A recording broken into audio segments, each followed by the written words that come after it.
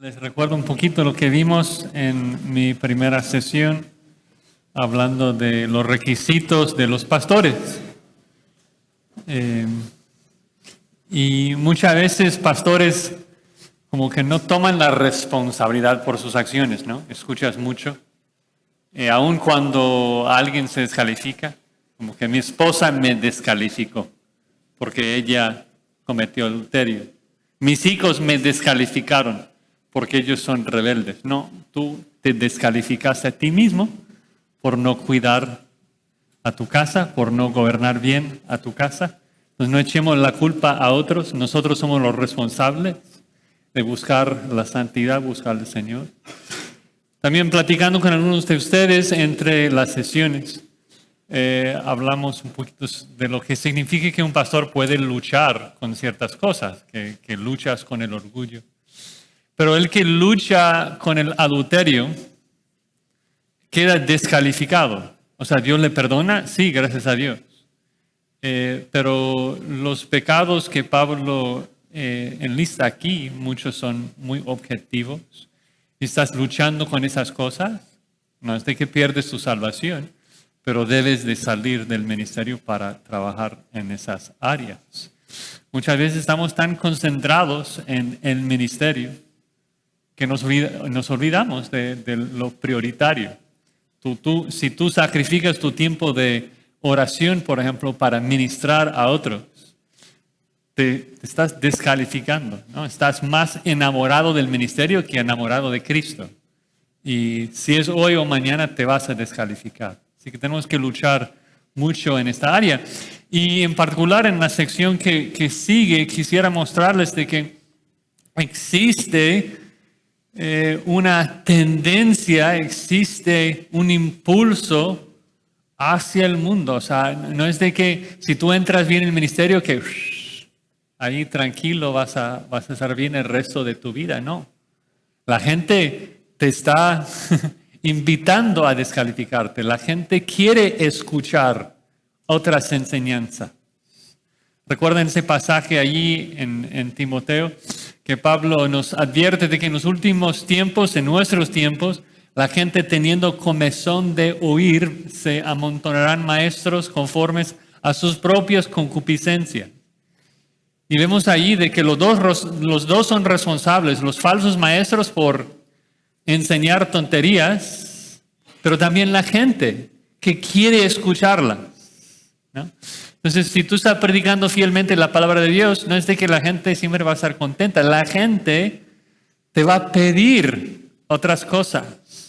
Quiere escuchar que están bien con Dios. No quieren ser confrontados cada rato. Y tú tienes el deber de ser fiel al texto y predicar la palabra de Dios sin importar lo que ellos pidan o quieran. Entonces, lo que vamos a hacer hoy en esta sesión, después de ver los requisitos de un pastor, es ver la descripción de un falso maestro que vemos en los versículos del 10 al final del capítulo, 10 al 16. Tito 1, 10 al 16. Y cuando leemos y hablamos de esos versículos, no quiero que piensen, ellos, los falsos. Quiero que piensen, ¿qué puedo hacer yo para asegurar de que yo no vaya en esa dirección? Yo necesito cuidarme para que eso no me pase a mí, que no pase a los otros pastores que están en mi iglesia. Dice allí en Tito 1:10, vamos a leer el texto. Dice, porque hay aún muchos contumaces, habladores de vanidades y engañadores, mayormente los de la circuncisión, a los cuales es preciso tapar la boca, que trastornan casas enteras, enseñando por ganancia deshonesta lo que no conviene. Uno de ellos, su propio profeta, dijo, los cretenses, siempre mentirosos, malas bestias, glotones ociosos. Este testimonio es verdadero. Por tanto, repréndelos duramente para que sean sanos en la fe, no atendiendo a fábulas judaicas ni a mandamientos de hombres que se apartan de la verdad. Todas las cosas son puras para los puros, mas para los corrompidos e incrédulos nada les es puro, pues hasta su mente y su conciencia están corrompidas. Profesan conocer a Dios, pero con los hechos lo niegan, siendo abominables y rebeldes, reprobados en cuanto a toda buena obra. Vamos a orar. Señor, nuevamente estamos frente a tu palabra y oramos que nos ayudes a comprender y aplicar este texto. Ayúdanos a no solamente silenciar y no dar oído a los falsos, sino también huir de todo lo que es falso en nuestro ministerio también. Gracias por este tiempo de convivencia, este tiempo que podamos compartir con hermanos. Oramos que bendigas el resto de nuestro tiempo en el nombre de Cristo. Amén. Pues aquí entonces en este pasaje veremos 4 descripciones de los falsos que Pablo nos da, que nos va a ayudar a aferrarnos a la sana doctrina y a la santidad. La descripción es, en un sentido, se divide fácilmente. Primero describe lo que son y lo que hacen, y luego lo que no debemos hacer y lo que no debemos de ser.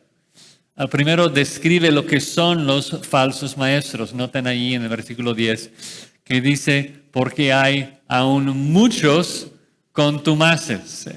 La frase comienza con la palabra porque, regresa al versículo anterior de que la razón de por qué los pastores calificados deben de reprender y refutar a los falsos, versículo 9, ahora versículo 10, es porque hay muchos contumaces. Necesitamos tener muchos, en un sentido, pastores calificados y bíblicos, porque existen muchos falsos. Hay que reprenderlos, hay que refutarlos. No es de que hay varios, sino que dice que son muchos. No es que prendes la tele y hay solamente un par de ellos. No es de que vas aquí a Monterrey y hay un par de sectas. No, o sea, hay muchas.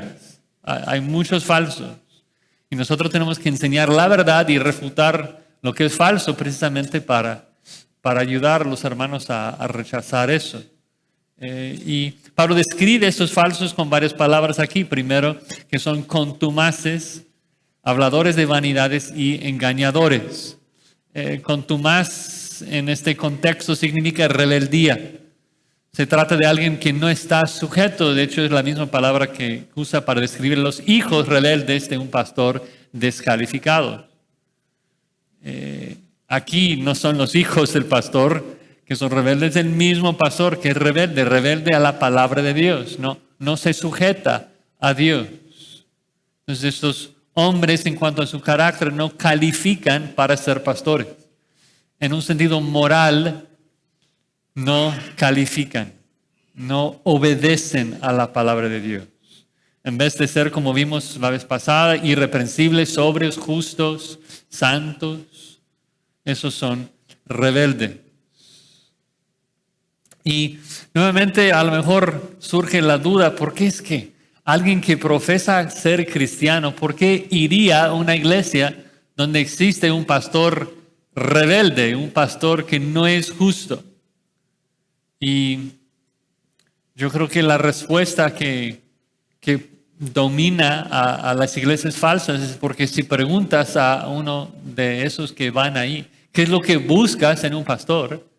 La respuesta es buen predicador, a través muy carismático en su personalidad, alguien que me habla muy lindo, y no un hombre de Dios que está buscando la santidad, que me corrige, que me regaña, que me ayuda a tomar mi cruz y seguir a Jesucristo, ¿no? Entonces, es muy importante, ¿no?, que nosotros como pastores busquemos no solamente la santidad, pero que rechacemos todo eso, esa noción, y que solamente nos concentremos en la palabra de Dios, ¿no? Pablo dice, Tito, por favor, asegúrate de nombrar solamente ancianos piadosos, hombres de Dios que pelean por la verdad. De hecho, toda esa carta de Tito se concentra en esto, de que la sana doctrina produce vidas santas y la falsa doctrina produce vidas falsas, llenas de pecado. Por eso es tan importante enfocarnos en la sana doctrina y la aplicación de ella. Pablo agrega que son habladores de vanidades. Literalmente la idea es de que su hablar es inútil o vano, no produce fruto. Todos hemos escuchado sermones que suenan muy lindos, pero fallan porque no explican la Biblia. Tú sales y no entiendes el pasaje mejor, entonces fue un sermón inútil, incapaz de santificarte. Saliste sintiendo muy lindo, muy animado, pero si no llegaste a conocer más de Dios, si no llegaste a aprender lo que enseña la Biblia, fue una pérdida de tiempo. Mejor hubiese visto una película y sentiste bien, pero, o sea, si carece de Biblia, entonces carece de poder para transformarte. Los falsos predican cosas inútiles, que no tienen poder para transformar a la iglesia. Y obvio, la idea aquí es no solamente ver lo que hacen los falsos, sino contrastarlo. Entonces, si soy un hombre de Dios, ¿qué es lo que debo hacer? Asegurar que toda mi prédica tiene eso en mente, de explicar la Biblia, de ayudar a la gente a entender quién es Dios, reflejado en las Escrituras. Si no, el mensaje es hueco, ¿no? Y también dice que engaña. No solamente contumaz, hablador de vanidad, sino son engañadores. Y eso es interesante de que Pablo los llama un impostor, alguien que engaña. Porque a veces, por lo menos en mi caso, he tenido la duda si todo falso maestro sabe que es un falso. Si todo pastor, digamos, entre comillas, pastor, que no está descalificado, sabe que no está descalificado. Y lo interesante es de que el falso no solamente engaña, sino que ha sido engañado. Pablo lo explica así en 2 Timoteo, si quieres regresar un par de versículos, en 2 Timoteo 3:13, dice que los hombres malos y los engañadores irán de mal en peor, engañando y ¿qué? Y siendo engañado. O sea, cada falso maestro está engañando, pero también ha sido engañado por Satanás. Entonces, no siempre sabemos exactamente lo que entienden los falsos, pero seguramente están engañando y seguramente están siendo engañados. Pensamos en casos como Saulo de Tarso, que cuando él habla de su vida antes de Cristo, lo presenta como genuinamente equivocado, ¿no? O sea, con buenas intenciones, pero totalmente errado. Habla de los judíos así, que tienen celo para Dios, pero sin conocimiento. Entonces, seguramente hay algunos falsos ahí bien intencionados que están guiando a la gente al infierno. Lo importante entonces es aferrarnos a la Escritura para no errar a la gente. Y esos tres términos entonces describen a cualquier falso maestro de cualquier época, aún de nuestra época. Y así podemos pues identificar los falsos. En el contexto de Pablo, aquí en Creta, pues la mayoría de los falsos parece ser de la circuncisión. Dice ahí de que son contumaces, habladores de vanidad, engañadores, mayormente de los de la circuncisión, que también se puede traducir como engañadores, es decir, los de la circuncisión. Parece obvio en las cartas de Pablo que sus enemigos predominantes en aquel tiempo tenía que ver con los judíos que estaban tratando de agregar obras a la salvación, y Pablo tiene que pelear con ellos una y otra vez. En el libro de Gálatas, o sea, Romanos, a todas las cartas parece tocar temas relacionados.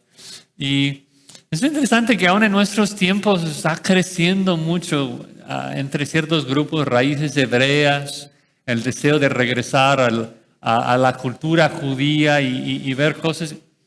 Y la verdad es que Pablo dice en Colosenses 2, esas cosas tienen la apariencia de sabiduría, pero no tienen poder alguno para combatir contra los apetitos de la carne. Porque nuevamente, ritos y obras a lo mejor te da la sensación que estás haciendo algo para Dios, pero no, No es útil, es totalmente inútil. Porque o estamos justos en Cristo o estamos en nuestros pecados sin esperanza de salvación.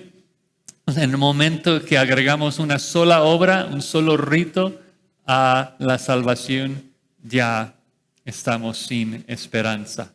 Entonces Pablo dice, hay que alejarse de esos, los de la circuncisión que están diciendo, comunicando, necesitas a Cristo y algo más. Necesitas creer en Cristo y luego cumplir con algo más. Y Pablo dice, no, necesitas a Cristo y nada más. Y sí, es interesante, la Escritura habla mucho de esos falsos que han abandonado la fe, que se han alejado de la sana doctrina y se han caído en la apostasía. ¿Saben lo que es la apostasía? ¿Sí? Apostasía es cuando alguien confiesa a Cristo y luego abandona su profesión. El incrédulo, impío, no puede ser apóstata porque nunca ha profesado ser cristiano. El apóstata es la persona que profesa ser cristiano y luego deja a la iglesia, abandona su profesión. Y la explicación bíblica es porque nunca fue salvo. Y hay muchos pasajes que hablan de esto. Pedro los regaña en 2 Pedro 2, diciendo que son como perros que vuelven a su vómito, como puercas lavadas que regresan al cieno. Judas los regaña, Juan los regaña en 2 de Juan. Y es importante recordarnos de esto, de que la Biblia constantemente nos exhorta a perseverar hasta el final, de que nosotros tenemos que prestar atención a esas verdades y seguir en el Evangelio de la gracia. Es algo que parece ser parte de nuestro orgullo humano, algo innato en nuestra carne, que queremos colaborar con Dios. Queremos creer que estamos con Dios allí, Dios y nosotros hacemos un buen equipo y estamos colaborando. Y no, Dios es quien salva. Dios te salva o estás perdido y vas al infierno. Entonces necesitamos predicar el Evangelio de la gracia de Dios. Y entre paréntesis, si nadie te acusa de lo opuesto, no andas en las pisadas de Pablo. O sea, Pablo constantemente en sus cartas está defendiéndose de esto. O sea, la gente siempre le acusaba a Pablo. Dice, oye, si lo que tú dices es cierto, de que la salvación es por gracia, entonces ¿por qué no pecamos para que la gracia abunda? O sea, la gente estaba entendiendo por lo menos el punto de que la salvación, Dios ofrece salvación de manera gratuita. Y nosotros también, si predicamos el Evangelio de la gracia, recibiremos la misma acusación. Bueno, un poco lo que son ahora, ¿qué es lo que hacen los falsos para evitarlo? Comienza el versículo 11 diciendo, es preciso taparles la boca. ¿Por qué? Porque es necesario. Bueno, primero, ya que Reina Valera dice es preciso, hacerles notar de que el verbo es el mismo que ya hemos visto 2 veces, de que es necesario. En la misma manera en que es necesario que el anciano sea irreprensible, es necesario que el falso sea callado. El falso no debe hablar en la iglesia, no debemos darle oportunidad de hablar en la iglesia. No debes darle oportunidad de hablar en tu casa. No debes invitarle a tu casa por la tele, por la radio. El falso no debe hablar en la iglesia. Produce mucho daño. ¿Y qué es lo que hacen en particular? ¿Por qué tenemos que taparles la boca? Dice que trastornan casas enteras, enseñando por ganancia deshonesta lo que no conviene. Literalmente dice que vuelcan la casa. La casa está de patas arriba. Destruyen todo. Todo queda arruinado. Y es interesante que habla de casas en particular. Parece que hubo una práctica de los falsos maestros de no ir directamente a la congregación de los hermanos, sino de ir a las casas, de las viudas, ir a las casas de los hermanos, porque es más fácil engañar a la gente en la sala de su casa que hacerlo frente a todos los demás hermanos. Nosotros cuando estamos juntos nos protegemos. Por eso los falsos buscan encontrar a un hermano en privado, en secreto, y tratar de minar y socavar la autoridad y la enseñanza de los pastores. Es como Absalón, que está frente a la puerta de la ciudad tratando de hacer que la gente cuestione la autoridad y las intenciones de su padre. Entonces, es importante. Y Pablo habla de lo mismo en sus cartas pastorales. Vean ahí en 2 Timoteo, cuando habla de esos hombres amadores de sí mismos, avaros, blasfemos, agrega en el versículo 6, de que porque estos son los que se meten en las casas y llevan cautivas a las mujercillas cargadas de pecados, arrastradas por diversas concupiscencias. La idea, otra vez, es de que buscan enseñar sus herejías en secreto, ¿no? Y entonces nuevamente tenemos que cuidarnos de esto, ¿no? En particular si no eres el pastor de la iglesia donde tú sirves. Cuídate mucho de no estar causando división, de no estar socavando la autoridad de los pastores en la iglesia. Tú que tienes tu escuela dominical y estás enseñando ahí y como que no estoy seguro si lo que dijo el pastor es cierto, y lo presenta así de manera muy humilde, pero mucho cuidado. Esto es como se porta un falso maestro. Y luego vas a la casa de los hermanos y como que te presentas como el mejor pastor, como un mejor maestro, camino a ser un falso maestro. El lugar más seguro donde enseñamos y recibimos enseñanza es todos juntos, ¿no? No que no puedes interpretar tu Biblia en casa, claro que sí. Pero digo, para hablar de teología, para hablar de la Biblia, el lugar más seguro es aquí con todos. El charlatán siempre busca a la gente en su momento más débil, ¿no? Entonces, debemos evitar esto. Bueno, además de esto, habla de que el falso, ¿no?, busca ganancias deshonestas, ¿no? Y obviamente el Nuevo Testamento no está en contra de que un pastor reciba una ofrenda, de hecho un salario, pero no es que busca ganancias deshonestas.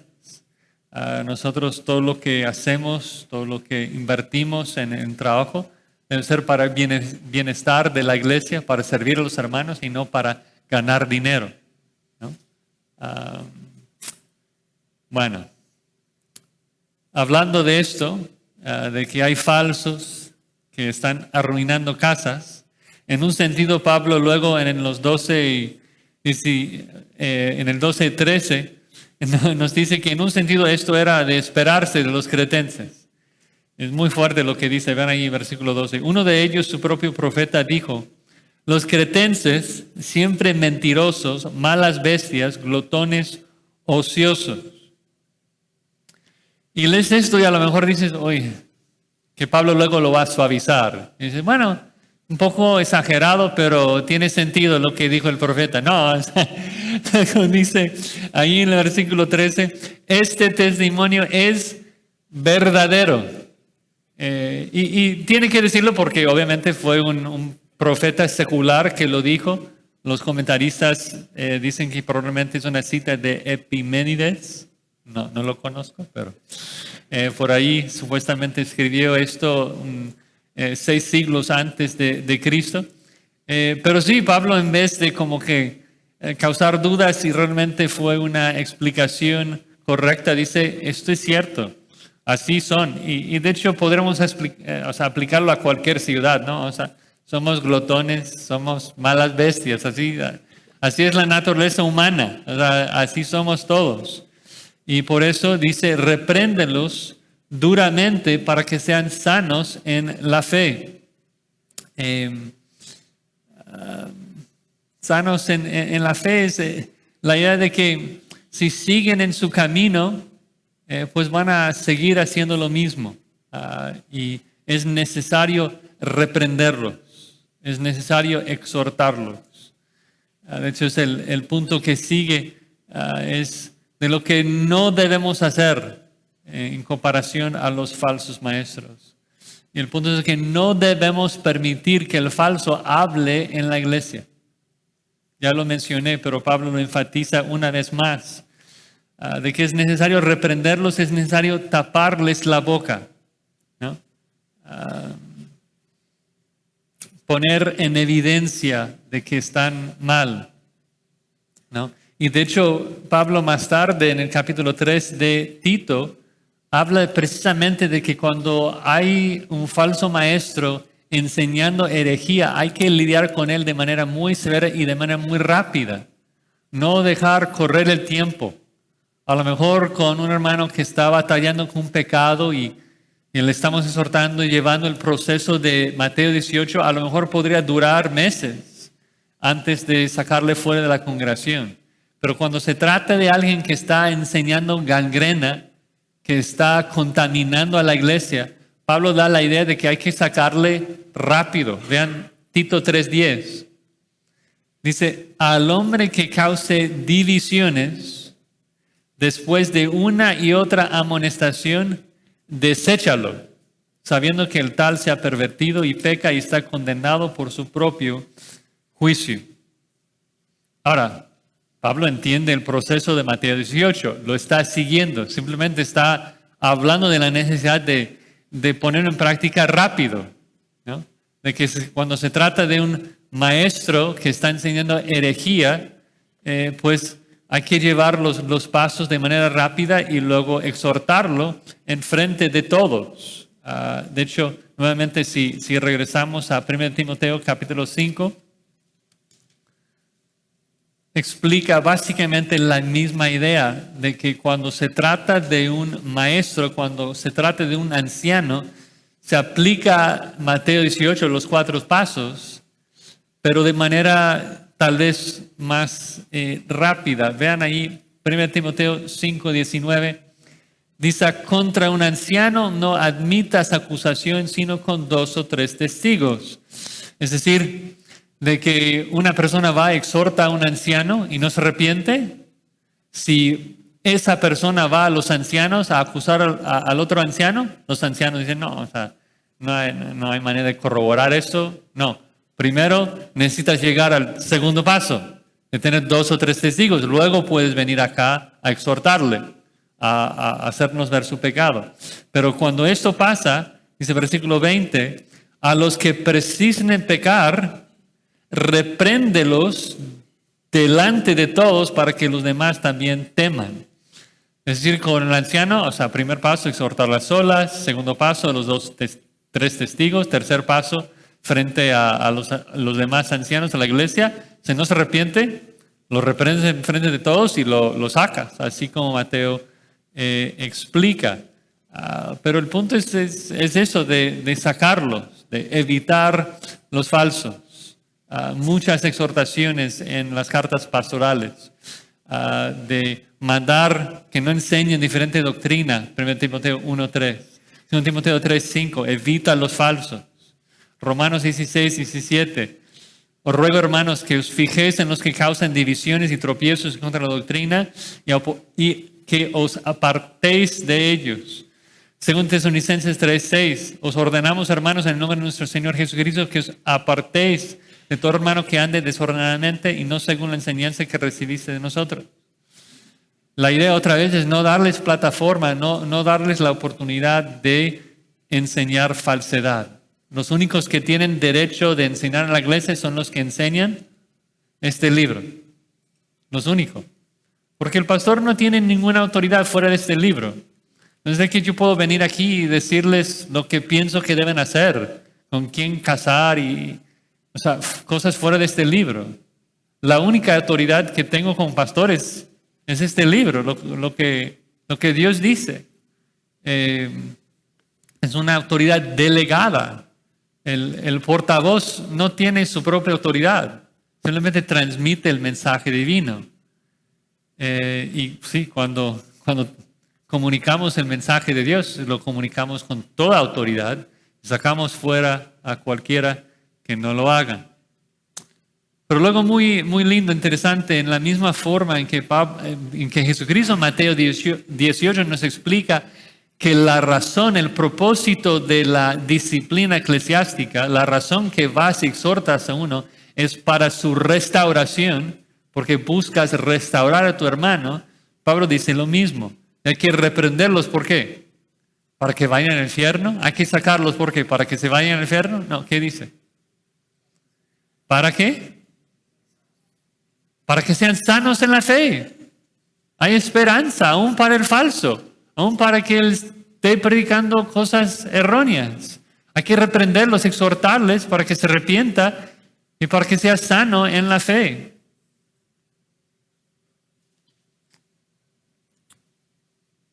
Ya leímos 2 Timoteo 2:24, ¿no?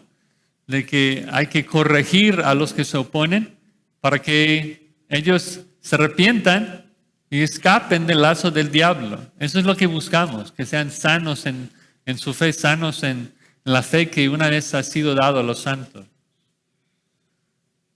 En contraste a ser sano en la fe, Pablo agrega ahí en el versículo 14, no atendiendo a fábulas judaicas ni a mandamientos de hombres que se apartan de la verdad. Otra vez esa idea de judaizantes, que hablaban de sus fábulas, de sus mitos judaicos, que no necesariamente eran historias inventadas, pero eran aplicaciones erradas de pasajes del Antiguo Testamento.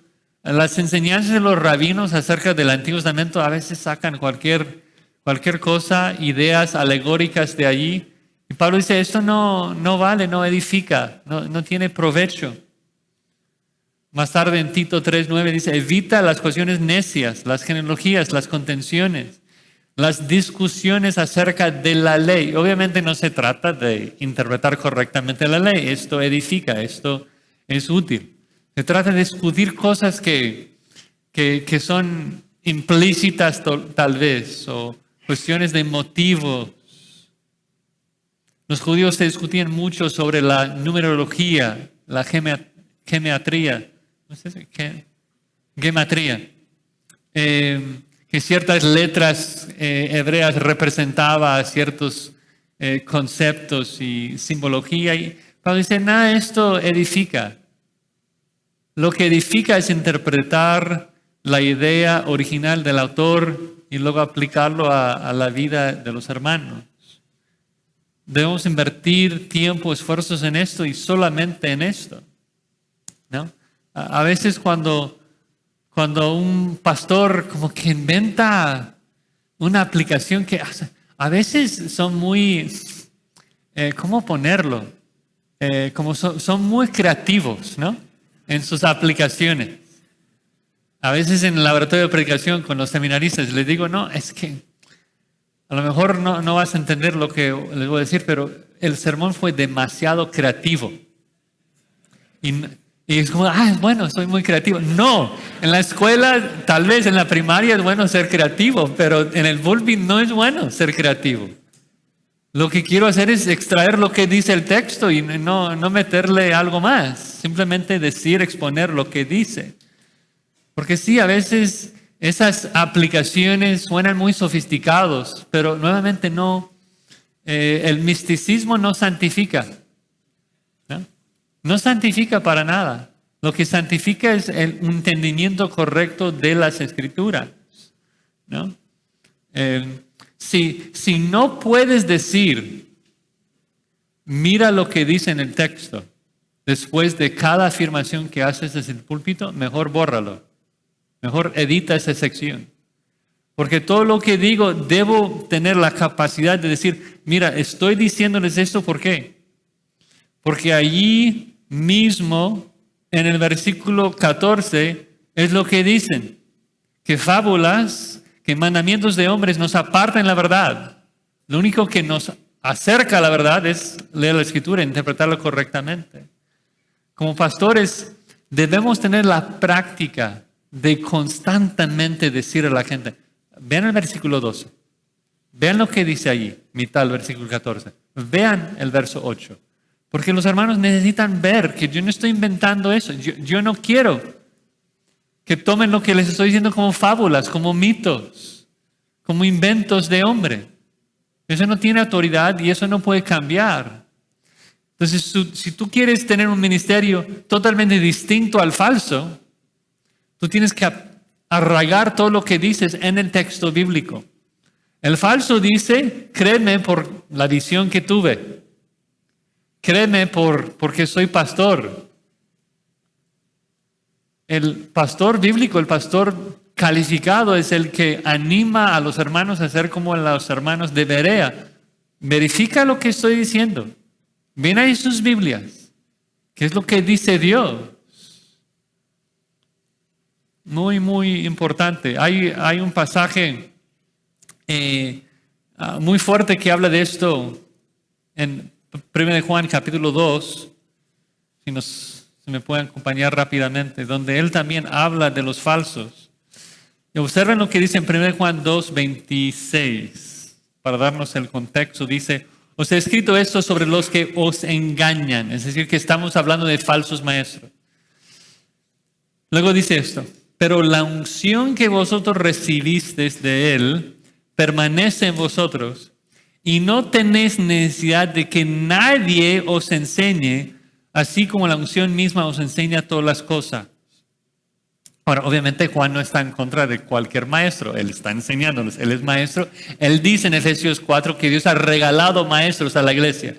Pero si nos fijamos en lo que dice exactamente, de hecho es un poquito más fuerte en griego, dice de que no tenéis necesidad de que alguien, como alguien en particular, os enseñe.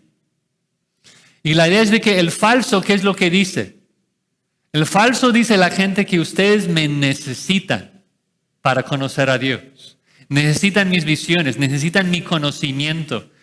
Me necesitan porque yo tengo una relación así muy íntima con Dios. Y Juan dice, mentira. El Espíritu Santo, el autor de la Escritura, mora en ti, permanece en ti.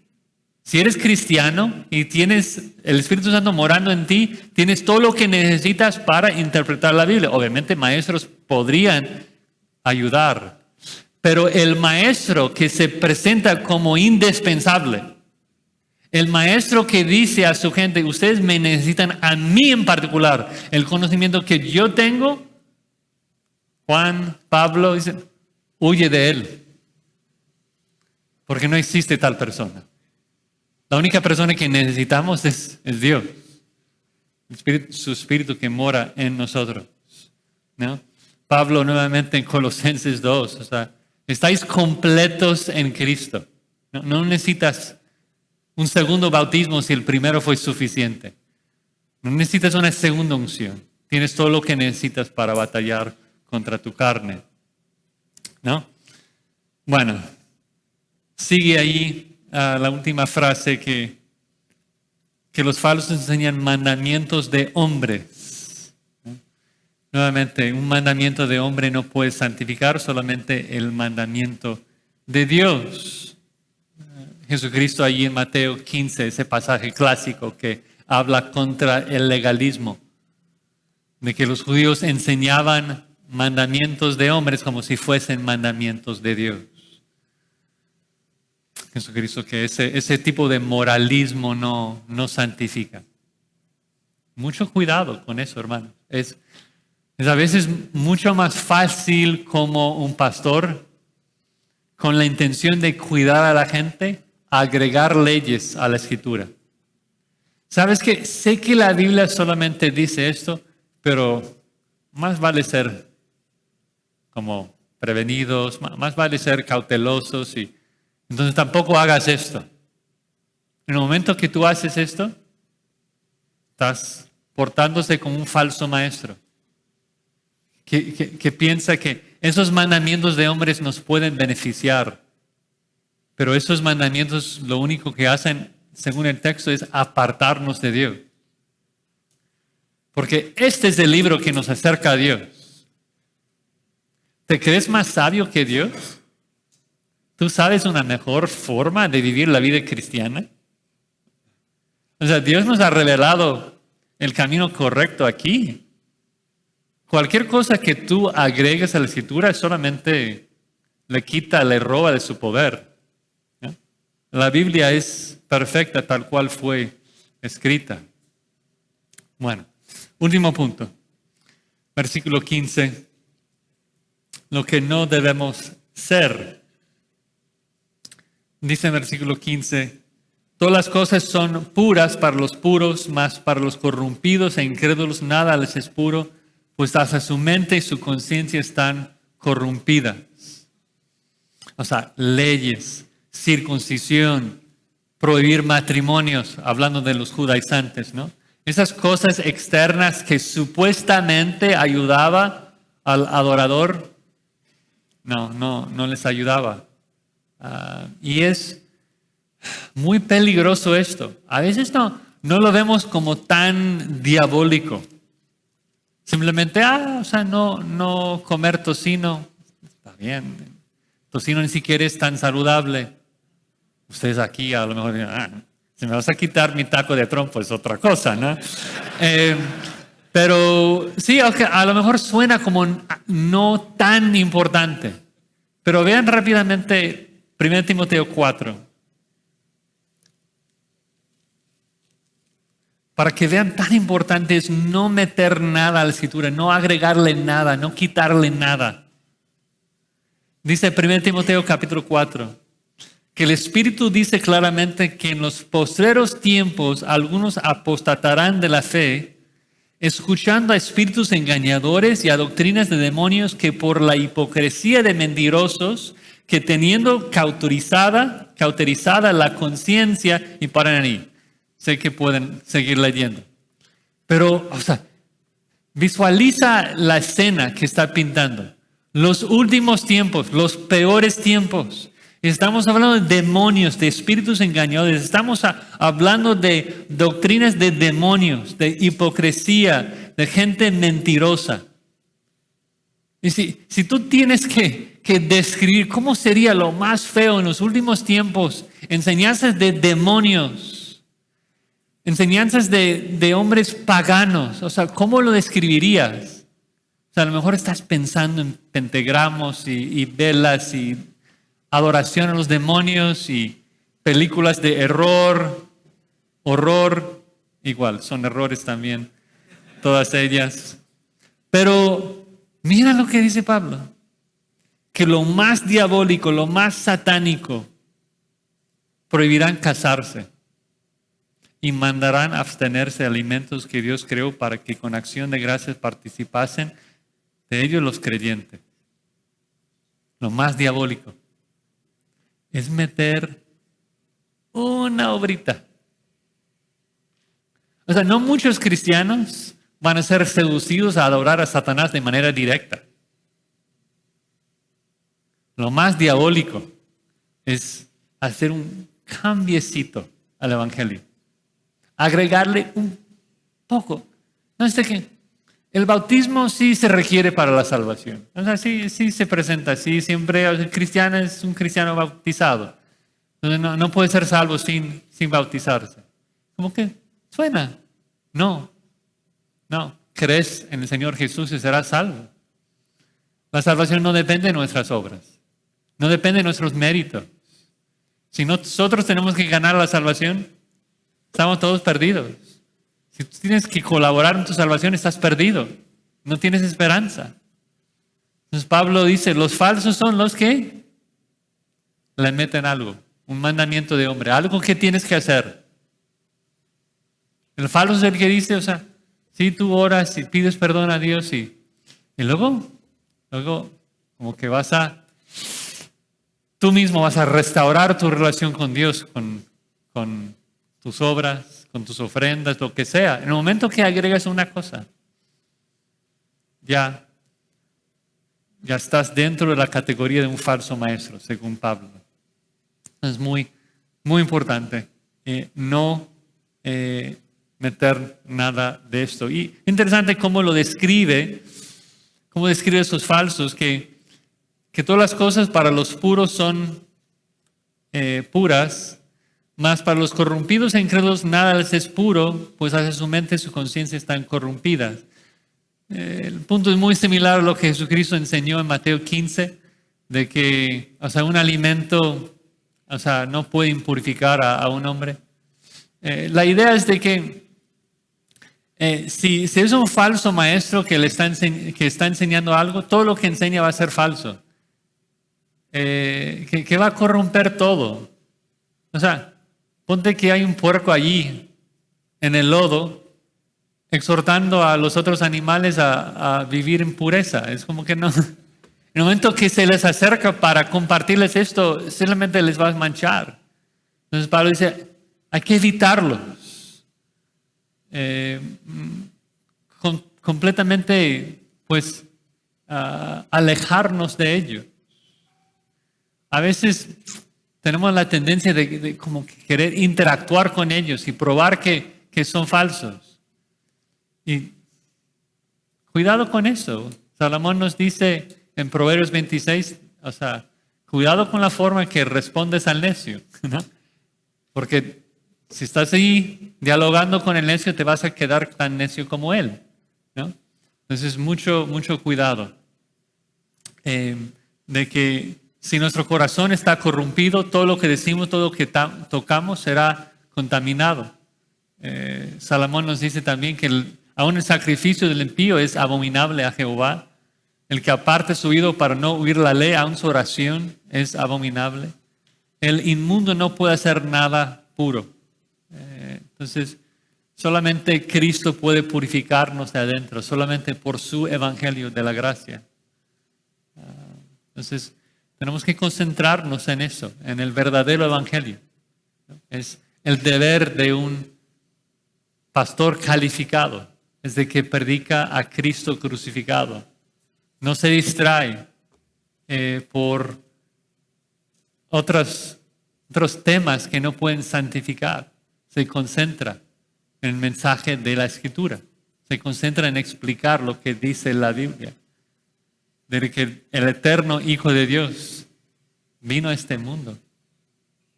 Nació de una virgen. Vivió una vida perfecta de justicia. Dio su vida en la cruz por nuestros pecados. Fue sepultado al tercer día. Fue exaltado y resucitado. Ascendió al Padre, que está a su diestra intercediendo por los suyos. Si tú puedes enseñar y no regresar al mensaje de la Escritura, es que también vas al camino de un falso, ¿no? Que habla de muchas cosas vanas, pero no del mensaje de la Escritura. Importante, muy importante. Dice, para terminar el versículo 16, profesan conocer a Dios, pero con los hechos lo niegan. Y es lo más horrible, de que profesan conocer a Dios. Son como los de Mateo 7, que dicen, Señor, Señor, ¿no hicimos milagros? ¿No echamos fuera demonios? ¿No te hemos servido? Y Cristo dice, apartaos de mí, hacedores de maldad, nunca os conocí.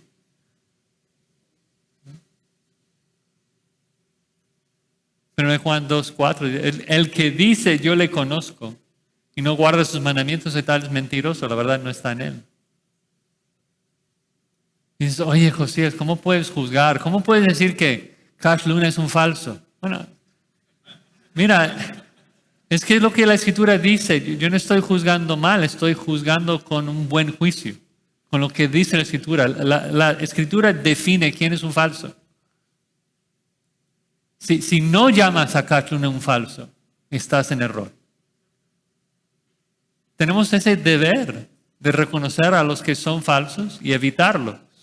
No permitir que hablen en la iglesia y asegurar que nosotros no estamos esas falsedades. Recuerden que cuando Jesucristo dice no juzguéis para que no seáis juzgados, luego explica cómo no ser hipócrita en tu juicio. De que primero tienes que sacar la viga que está en tu ojo para poder sacar el polvo que está en el ojo de tu hermano y luego puedes juzgar correctamente, ¿no? Juan 7, más tarde, 7:24, dice, no juzguéis según las apariencias, sino juzgad con justo juicio. Es necesario, es un imperativo juzgar correctamente. Los falsos dice que son abominables y rebeldes, reprobados en toda buena obra. Muy, muy fuerte el lenguaje de Pablo, que son abominables, son aborrecibles, destetados. Pablo en Gálatas dice que sean anatema. Y la idea en un sentido es como que yo quiero que sean sanos en la fe. Yo les reprendo porque busco su salvación. Pero si Dios no les salve, es mejor que vayan al infierno ya. Porque así es de peligroso su enseñanza. O sea, no busco su mal, no busco su destrucción. Yo quiero que sean salvos. Pero si Dios no los va a salvar, que sean destruidos, porque ellos van a afectar a muchos hermanos.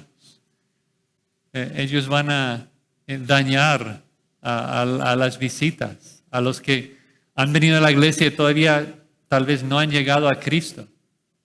Pablo tiene temor de eso. Sí. Es interesante cuando ves las últimas cartas de los apóstoles, cuando lees 2 de Pedro, cuando lees 1, 2, 3 de Juan, cuando ves 2 Timoteo, o sea, las últimas palabras de los apóstoles, todos tratan del mismo tema. ¿Cuál es el tema? Falsos maestros. Interesante. Que después de trabajar décadas con la iglesia, exhortándoles, animándoles, enseñándoles, llegan al final de su vida con un temor de que un falso podría arruinar todo. Si la gente comienza a escuchar al falso, es muy, muy importante rechazarlo, tapar la boca de ellos, no permitirles. Entonces es bueno que nosotros que somos pastores, pues comparemos nuestras vidas con la descripción que Pablo da aquí de un falso. Un falso que busca la fama. Un falso que enseña otros mandamientos que no se encuentran en este libro. Un falso que enseña cosas que no edifican porque no están en las escrituras. Un falso que su enseñanza produce pecado, produce vidas falsas, no produce el fruto del Espíritu Santo. Y evitar esto y concentrarnos en la predicación de la palabra de Dios, porque eso es lo que transforma vidas. Eso es lo que cambia al ser humano.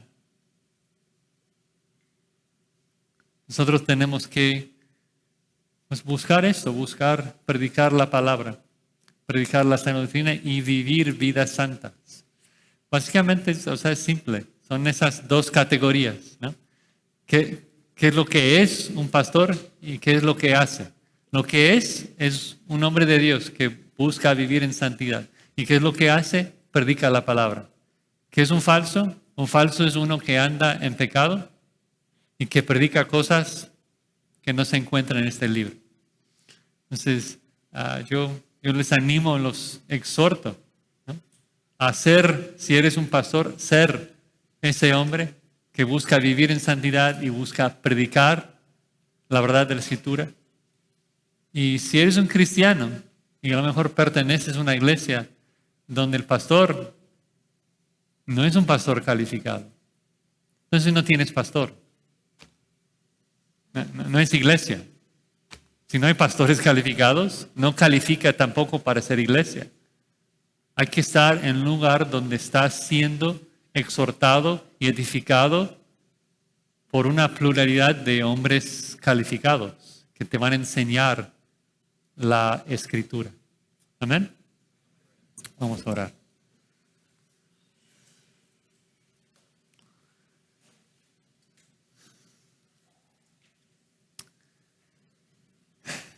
Señor, a veces en nuestro orgullo peleamos contra la claridad de tu palabra. Nos presentas con ciertas verdades de manera tan blanca y negra. que somos salvos y andamos en buenas obras o no somos salvos. Que amamos a nuestros hermanos o vamos al infierno. Que creemos en Jesucristo o somos hijos del diablo. Y a veces no nos gusta esa claridad. Queremos buscar un espacio intermedio. Pero te damos gracias y te glorificamos por la claridad de tu palabra. Y pedimos, Señor, que tú nos rompes, que tú nos humilles. Y nos ayudes a ver dónde estamos delante de ti. En particular yo oro por los pastores que están aquí presentes, que, Señor, tú les animes y les ayudes a perseverar en el camino de un pastor calificado, que busca aplicar tu verdad, ser enseñable y obedecer tu palabra, vivir en santidad y ser un hombre calificado, y que también pueda predicar tu palabra solamente, buscando edificar a los santos por medio de tu verdad, para que tu iglesia sea edificada y bendecida. Y lo pedimos en el nombre de Cristo Jesús. Amén.